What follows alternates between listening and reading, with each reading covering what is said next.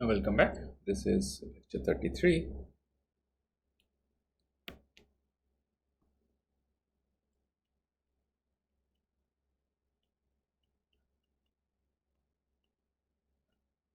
So we were discussing about mixers, and we talked about how mixers essentially convert a signal from RF domain to baseband domain, and we saw some top level ways of filtering, right? So in today's lecture we'll continue that discussion and take it one step forward, right? So the part that we stopped was here. So this is my RF input, right? So this is my RF input, and this is the mixer. This is the mixer switches, and we said that we assume that the impedance looking on this side is much lower than the impedance. So let me draw the full thing. So this is the LNA, and the LNA has an output impedance, right? This is V in to the LNA, right? I am not drawing the transmission line and everything, that is assumed. This is R LNA, and the mixed current flows through this, and the mixed current has both the low frequency and the high frequency, that is the IF current and the high frequency component, right? And we wanted to filter out the RF high frequency component and only take the low frequency one. And we saw how it can be done by just simply putting one capacitor. Where we ended, we basically said that we can also let's say put an op amp, which you have learned in your analog circuit courses, in feedback. If it's an ideal op amp, then the current that goes through, right? So the current that goes through, so I call this I mix, flows in. If this is RF, the voltage that it accrues is I minus I mix times RF. This is assuming this is an ideal op amp, right? And similarly, the same thing will happen at the other arm. Okay. So now, in reality, the op amps are not ideal, right? So obviously, it has finite gain, but more importantly, it has finite bandwidth, right? So if I take an op amp whose open loop band, instead of having a gain A, let's say it has a open loop, it has a gain of A naught by 1 plus S by P, where P is the pole, and this is omega, this is mod of let's say this is A of S, this is mod of A. Then this op amp will have a transfer function which plot which should look like something like this. At least the magnitude transfer function plot should look like this. This is in dB. This is 20 log 10. Okay. So this probably will be, it's not probably, this will be P, and this will be approximately 8 times P, right? And this part of the curve I can approximate as A naught P by S. Okay. So now if A is very high, that's and much greater than 1, then I can approximate it as an ideal op amp within the bandwidth, right? Within this bandwidth here, I can assume that this is an ideal op amp, right? That is less than P, omega less than P, we have high gain, right? So this is A, this is RF. So if I take the input impedance, if I observe the input impedance here, let's say mod of Z in, right? What should I observe? So if I see the input impedance mod of Z in at very low frequency, that is much beyond P, much below P, what should I observe? It behaves almost like an ideal op amp, so Z in is approximately equal to 0. Correct? Okay. Which why? Because if I apply a test voltage V test here, it is going to create a voltage here which is minus A times V test at, if A is much greater than 1, so this is basically almost minus infinity. So the amount of current this is going to draw is I test is basically 1 plus A times V test by RF, which means your V test over I test is RF by 1 plus A. If A tends to infinity, your mod of V test over I test tends to 0. So which essentially means that you get very small output impedance, right? So your Zin will be very small. That is what happens when you're operating at P much less than omega much less than P. But as you increase frequency, what happens? This A starts dropping, right?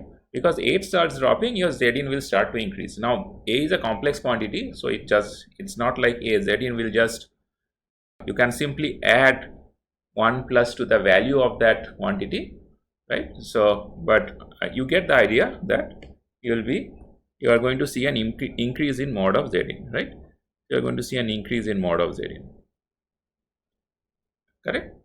So which means that beyond, I mean, as you go away from P, your ideal op amp characteristics starts to deteriorate, right? And when you basically cross this UGB point, when you cross the omega naught P point, then the op amp basically does not give you any gain, right?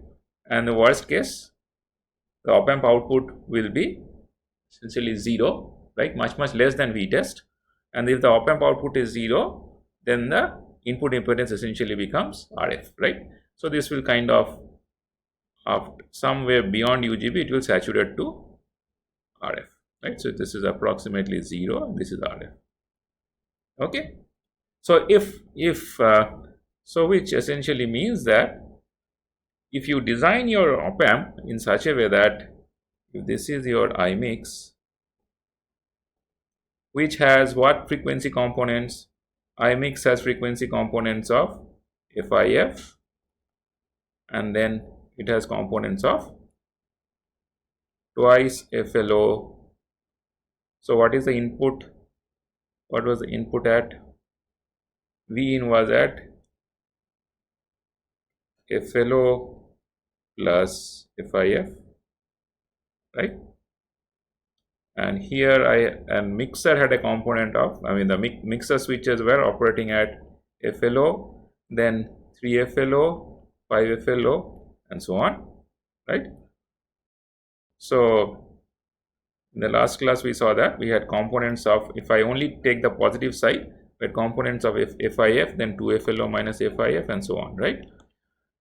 So which means that as long as FIF is much lower than the 3 dB bandwidth, much lower than P, then if FIF is much lesser than P, then the virtual short holds, right, for FIF. So which essentially means that your output will be whatever is this input, that is IP cosine omega IFT times RF minus, right? So this is at omega at FIF. What about at 2FLO minus IF? What happens for this component? So if, let's say, if 2FLO minus FIF is much greater than P, or even let's say is also greater than A naught P, correct? Then the input impedance Zin for 2FLO minus FIF is RF. Correct? So this is it's basically your out of band signals are seeing a larger input impedance, right, than your in band signals. Now what we can do is we can basically say that if I put a capacitor here, correct, if I put a capacitor, let me call it C baseband CBB, and we say that at 2FLO minus FIF, the impedance given by the capacitor, that is 1 by 2 pi 2FLO minus FIF, is much less than RF. I should ideally say much less than mod of Z in at 2FLO minus FIF, right? So then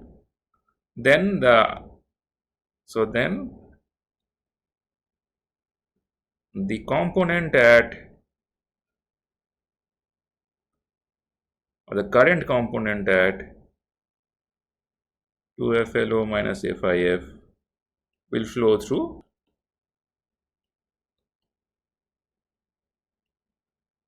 CBB, right? In the worst case you can assume, or in the extreme case you can assume that CVB shunts the 2FLO minus FIF current, right, and it does not really come out at the other side of the op amp, right? So, and filters the unwanted mixer outputs, right? Okay. So now the key thing also, I would be amiss if I do not mention this. When you make an op amp, you will have to make the op amp keeping CVB in place, right? Because the application of the CVB will change the loop gain of the op amp, right? So if when you are designing, I mean, from your analog circuit courses you must have seen this, right? So when you make an op amp, the non-dominant poles and the dominant pole locations are obviously based on the capacitor that it drives, and when you put everything in a feedback, in the feedback loop, the position of, I mean what is the value of the capacitance in the feedback loop also determines many things, including stability and obviously the bandwidth, right? So depending upon where do you want to place the CBB, you will also have to design the op amp accordingly. It's not as if you design the op amp for certain bandwidth and you put this CBB and bandwidth does not change, right? So you co-design your op amp based on the requirement of CBB, and once you have done that, then you know how to go about sizing this. Okay. So that takes care of filtering, correct? So from here we see that you have the input from the antenna, that it goes through a transmission line. Then you have an LNA. The input of the LNA should be matched. LNA gives you some gain. Output of the LNA is fed to some couple of switches. The switches are essentially mixers. They generate components that are, I mean, wanted and unwanted components, and ultimately the unwanted, both of them flow into the other side of the switch. Now the job of the baseband side, that is on the right hand side of the switch, is to ensure that the wanted components go through further down the signal chain and the unwanted components get filtered out, and that is done by a couple of ways. We saw one in last class, and we are seeing one in this class as well. Okay, so the next part of dealing with mixers is to appreciate a property that is unique to mixers, or I should put in a caveat, that is unique to time variant systems, right? So if you recall, when we were discussing about what is a linear system, what is a time invariant system, what is a line variant system, one of the examples that we did was that of mixer, and we could establish the fact that it is it's a linear system, but it is not a time invariant system. And in case of a mixer, obviously if it's not a time invariant system, then it is not a surprise that we are getting multiple sidebands. I mean, if the input is at a certain frequency, output need not necessarily be at the same frequency, or for that matter, the output can have multiple frequencies as well, and that is That is something that we are readily seeing. Now, one of the side effects of that is as follows. So let's say you have this mixer. I'm not drawing the LNA for the purpose of this demonstration. So you have a mixer and you have an input at FLO plus FIF, and after mixing, and this is at FLO, if I only concentrate on the term which is dominant term, right? After, when I say dominant, I mean the unwanted terms have been filtered out. So then the term that I will be having is FIF, right? So assume that I have a low pass filter also. So the output will be at FIF. What about if I have an input at FLO minus FIF? Then what's going to happen? So like before, you are going to have an output of the mixer will be naturally FIF. In this case, you can think of as a negative FIF, but negative FIF doesn't have a meaning. You will have a positive FIF also, and you are going to have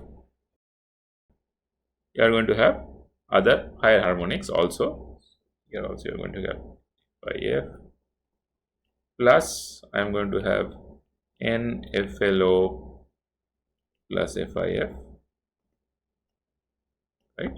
Here also I am going to have FIF plus MFLO plus minus FIF, which essentially means that the output I am going to have FIF again. So which means that if I have in the antenna, if I have an input, this is FLO, if I have a spectrum around FLO plus FIF and also around FLO minus FIF, the mixer will essentially treat it like the same, right? So which essentially means that your output from here and the output or the signal from FLO plus and FLO minus FIF are going to appear at the output of the mixer, right? Does that make sense? Now obviously you see the problem, because this FLO minus FIF might be a different band for a different channel, for a different carrier, and so on, right? For a different company. So you do not know what is getting transmitted there, and hence if that's a problem, you would like to cancel it out, correct? So there is a technical term for this. This is called, if I say, let's say this is the desired channel, this is the desired signal. So this is often called the image signal, right? So naturally you are going to have images on either side of FLO, and the images will be located the one IF frequency away, and it is up to us to decide what the IF frequency needs to be, because we are essentially deciding how to decide the FLO and where to put the low pass filter, where to put the band pass filter, and where to put the SAW filter up front, right? So what is the easiest way to filter out this image? And naturally the easiest way to filter out this image is to ensure that the image does not come to the input of the mixer at all, right? If the image does not appear at the input of the mixer, then it's, as well I can say that it's flat. If it's flat, then fine, then no problem, right? So naturally before the mixer, or even before the LNA, you need to put a, so this is this thing, so you need to put a filter. If you know that wherever your FLO is, let's say this is your FLO, and if you know that this is your desired channel and this is your image channel, then you are going to put a filter which is a kind of a SAW filter or an image reject filter, right, which can ensure that the image itself gets nullified before it comes to the input of the LNA.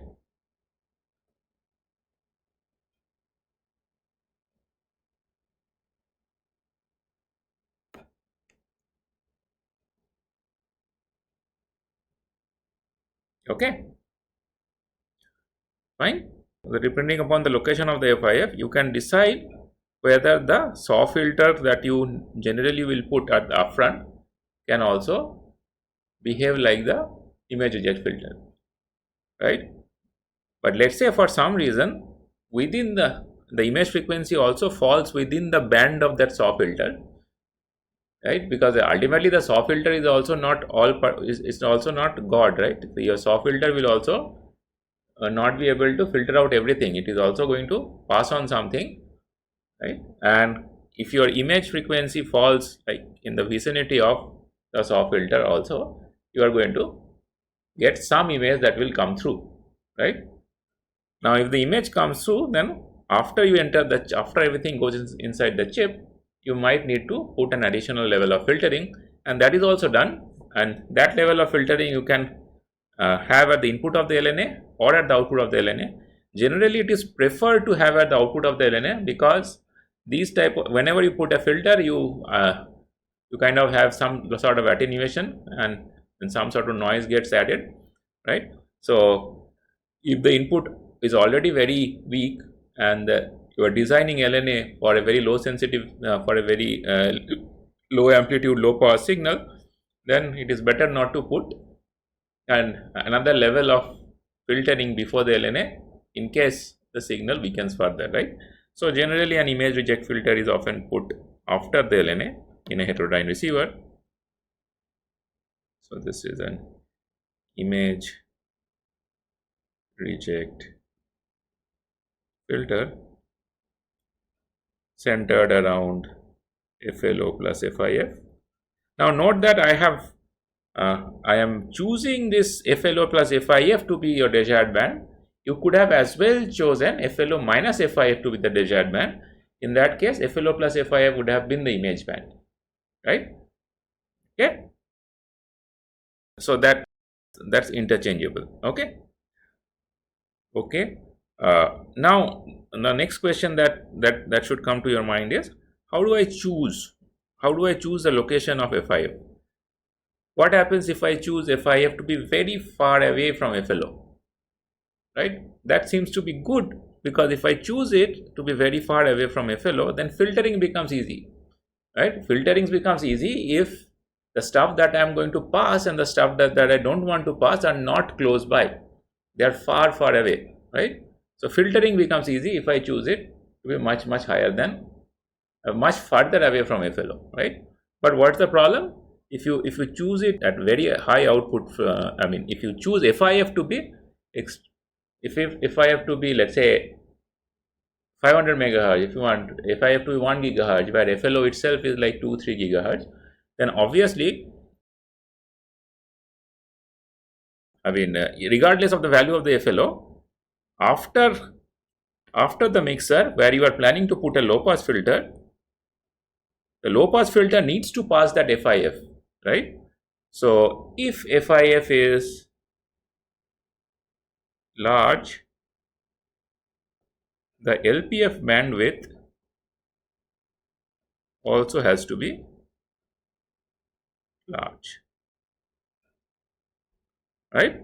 So that's a general problem. So if you have a large FIF, which will help you in easing the filtering, but you have to design a low pass filter on an op amp, which is generally constitutes an op amp with a much larger bandwidth. And from your analog circuit courses, you must have noticed that designing an op amp with large bandwidth is not a trivial task.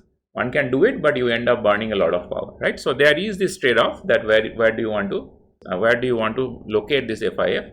Now depending upon where do you want to burn more power, right? How much power do you want to burn on the low pass filtering, you can decide on.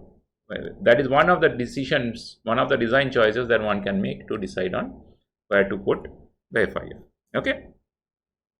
So this is one type of image rejection, but there are other types of image rejection that also are in place. If you have taken communication courses, which I am sure you have, you would have seen that there are some architectures like Hartley architectures and so on, which are often used. at least in signal processing algorithms, to combine multiple paths and reject the image. So I'm going to demonstrate one such ways of cancelling image, and which is also done, right? And then take it from there, right? So let's say, I mean, that architecture that I'm talking about is works in the following principle. So let's say I have the same, I'm showing only a classic mixer topology. So let's say this is cosine omega LO plus omega IFT, and this is, let's say, cosine omega LOT, right? At the output, what do I get? At the output, I get cosine 2. So I'm not, okay, let me write out the full one, then I will see. 2 omega LO plus omega IFT, and I get cosine omega IFT, right? Cos A plus B plus cos A minus B, right? And you have this factor of half and all, so that I am not pointing out. So let me just write. Yeah, so let's keep it like this. Okay.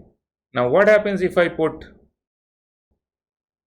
cosine omega LO minus omega IFT? So let's say this is the image signal, right? So then I get cosine 2 omega LO minus omega IFT, and here I get cosine omega IFT. So let me not write out this cosine 2 omega log plus omega IF, because I know that anyway is going to get filtered out, right? So I do not want to carry forward these extra terms all the time. So let me get rid of them.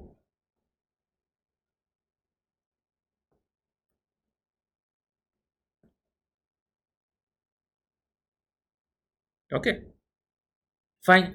So it looks like there is no difference between when the image comes in and when the signal comes in, right? So now let's do one more thing.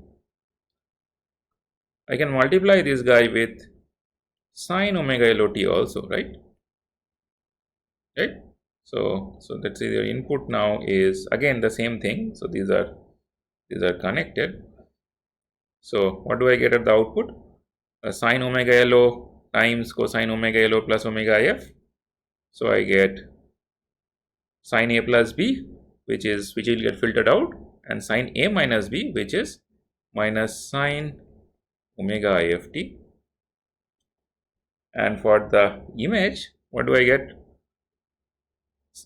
Again the plus, that is omega LO plus omega LO minus omega IF will get filtered out, but the other one becomes sine omega IFT, right? So here you see there is a difference in sign, right?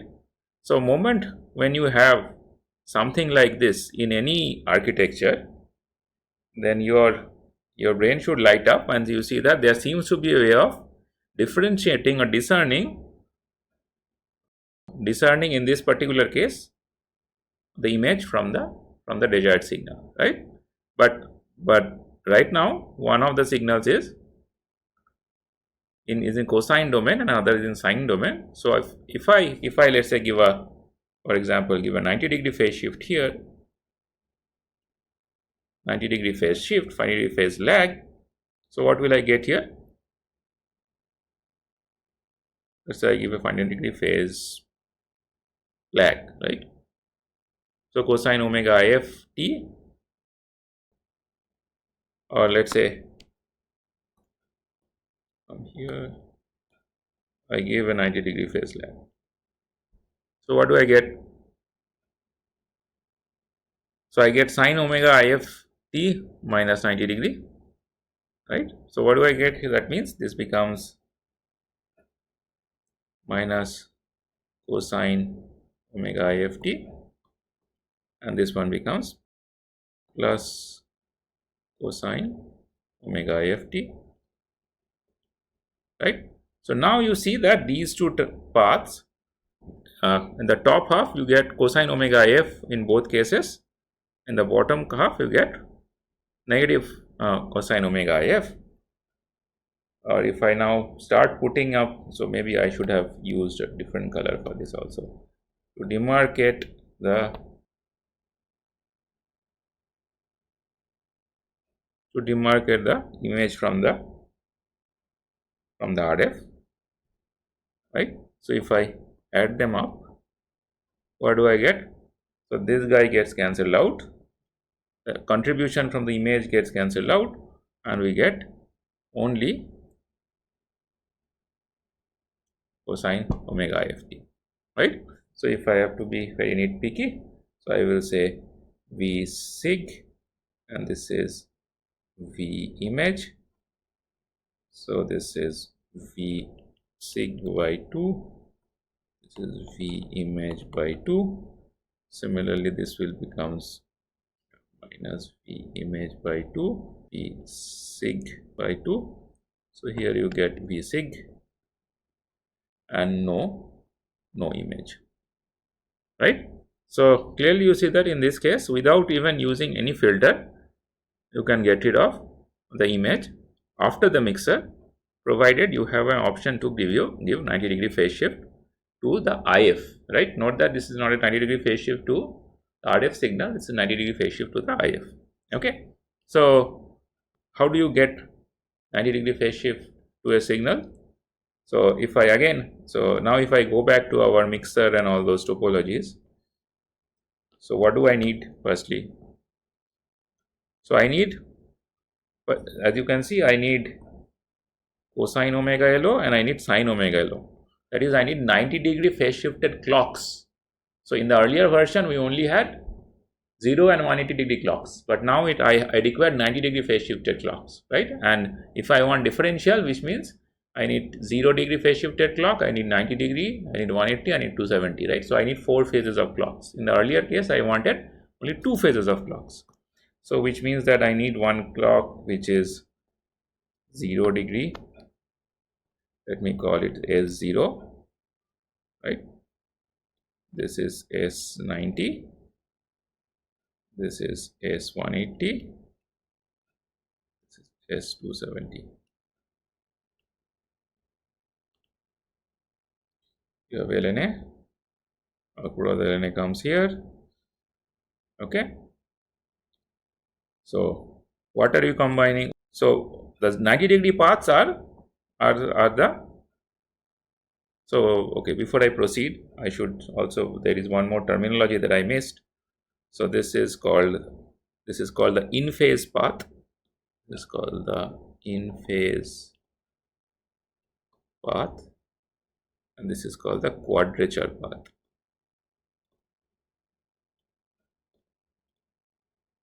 And this entire topology is often called IQ mixer.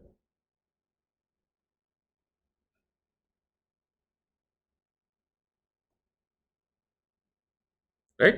So in an IQ mixer, you generally don't, ideally you do not require any image filter upfront. Okay. So here S0 and S180 is the image path, is the I path, or rather in phase path, not image path, this is the I path, and S90 and S270 Q path. Okay, fine. So ultimately, what do I need to do? I need to combine the image path and the Q path, right, by in some ways, right? So if I assume that this is already after a filter, let's say. So how do okay? So now next question is, how do I give 90-degree phase shift to any signal, right? So I know that I need to give between these two paths the current that are coming out, right? I need to give 90-degree phase shift. So how do I give phase shift? Phase shift is essentially means lag, right? Lag or lead. So how do you know of any simple circuit that can give lag or lead? What about RC filter? An RC filter can simply also can give phase lag or lead. For example, if I have a circuit which is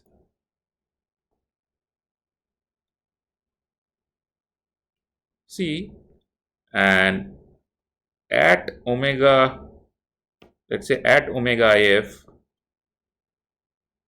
equal to 1 over RC, the phase lag is minus 45 degree, right? and if I have a high pass filter, same with same R and same C, then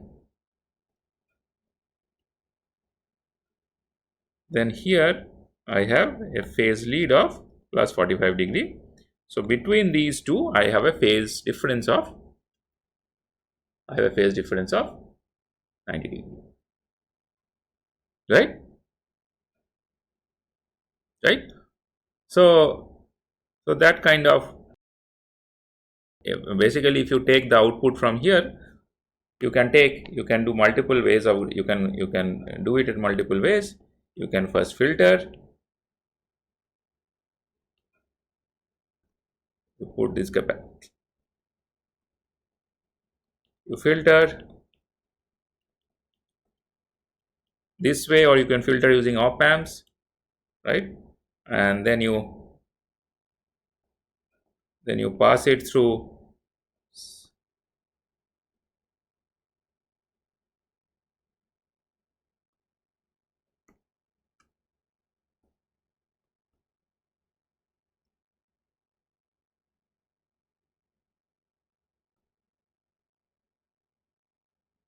uh,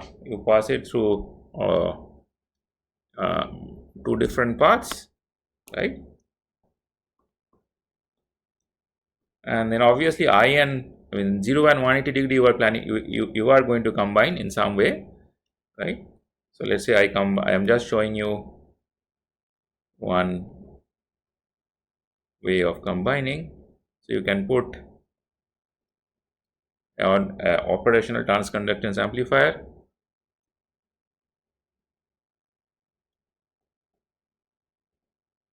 with all the linearity enhancement techniques that we have learned in the LNA, for example. They are also applicable in this case, right?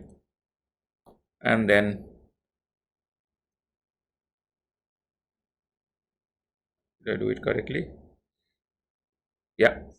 And then you combine the outputs, and this will not have any image, right?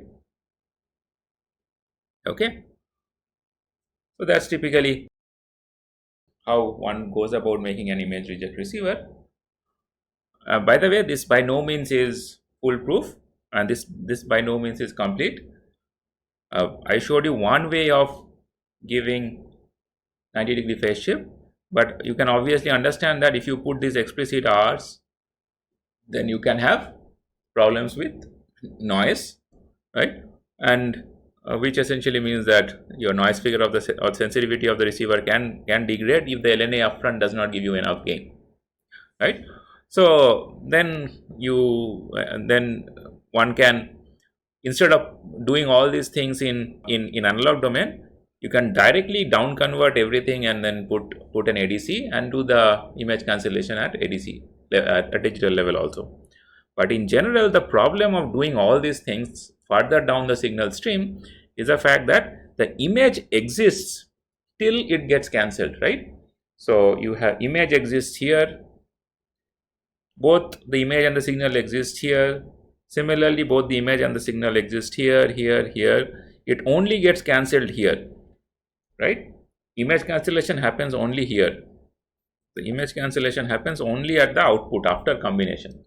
So when you do this IQ based architecture, sure, the image cancellation happens, but if the image frequency if the amplitude of the image frequency is strong enough, then it can directly desensitize your LNA also, right? So it depends upon how much filtering you have upfront in the LNA, whether if the LNA is able to desensitize, if the LNA is able to filter the image.